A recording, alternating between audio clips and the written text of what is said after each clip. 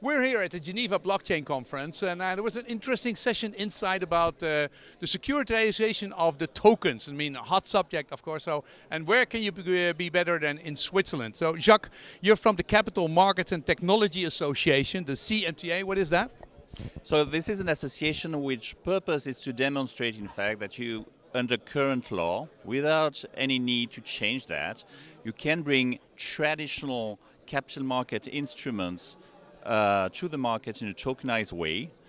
So in other words, the real stuff, the real capital market instrument, and no exotic instruments could have been experienced in... No need joke. So there's an association already which basically wants to make that possible. So what is the state of the art now of tokenizing securitization at the moment?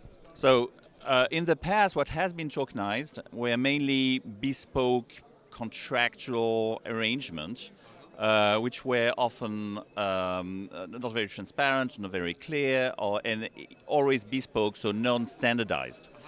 So the next step in this is to bring very standardized things like shares, like bonds, into tokens and to market this. And why to do that is because it's much easier for issuers to market that to, in particular, institutional investors, because you don't have to explain to the investor what he's actually buying. He knows what a share is, he knows what a bond is, and that's fine. What the institutional investor will not be prepared to do is to spend time and energy in trying to understand what on earth he's buying as an instrument. He will be happy to do due diligence on your business, on your financial position, but not on the instrument.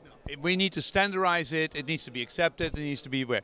So, and of course we think that Switzerland is a good country to basically start ahead with it. You have already a couple of examples, right, where shares have been tokenized, and you say that the law is not the problem anymore inside Switzerland. No, it's not, because the reality is that the technique, which is to take a security on one hand, take a token on the other hand, put the two together and treat them as a unit. It's a very old technique. It was used in the past for, sheets of paper. So you were using securities or certificated securities. And the whole point is that what you're just doing now is replacing the sheet of paper by a digital token. But so there's the law is okay now, and the law has been also tested that it works. So the law is about to be changed to clarify certain things, but under current law you can already do transactions, because what does it mean? It means that you have to have companies adopting regulations internally where they say, I will recognize as a legitimate owner of the security whoever owns a token, and that can be done without having to change the law. Okay, second step is that we then basically, they need to keep the private key, and you need partners to basically do that, right? Correct. So that's the second step probably for this kind of financial instrument becoming mainstream.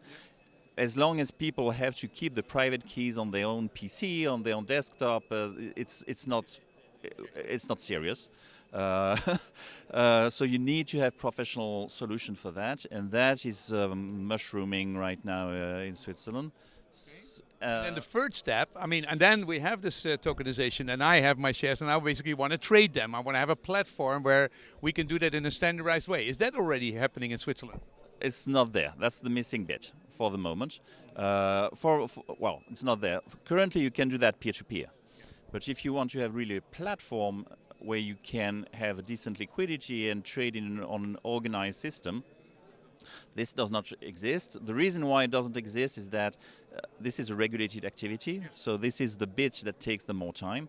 But from what we know, the solutions are going to be there quite soon. So that we're waiting for that. But the moment I follow this kind of procedure, don't I get the same rules and the same amount of lawyer stuff and documentation and rules as an IPO? Will it be lighter, and so it will be easier than a standard IPO process? So that's the $100,000 $100 billion question. You're right. So the assessment right now is that because the tokenization process allows you to go to market by without having to go through the underwriting system, the cost should be much lower. And the hope is that this process... But if they basically put a whole bunch of rules, old rules out of the old system on top of it, it becomes as impossible as the IPO process. If you read the rules currently, it's not that onerous. You have to do a prospectus, you have to do thing. When you read the rules, it doesn't sound like, okay, it's super expensive. The reason why it's super expensive is cost mitigation on the side of the underwriters who see any transaction as a source of risk, financial risk because they take the securities on their book, and reputational risk because they don't want to be associated to a fraud, which is a good thing. Yeah. But some of this thing is not necessarily absolutely necessary for smaller issuers where perhaps the investors are happy to take the risk. So in 2020, last year, we had a couple of tokenization IPOs, and is it expanding rapidly, or is it slowly, or is everything first preparing until we go rapidly in the next 3 years? It's going sideways, and it's very cyclical. So on average in Switzerland, you have about 5 IPOs a year, very on average, but with big variance. Sometimes you have nothing.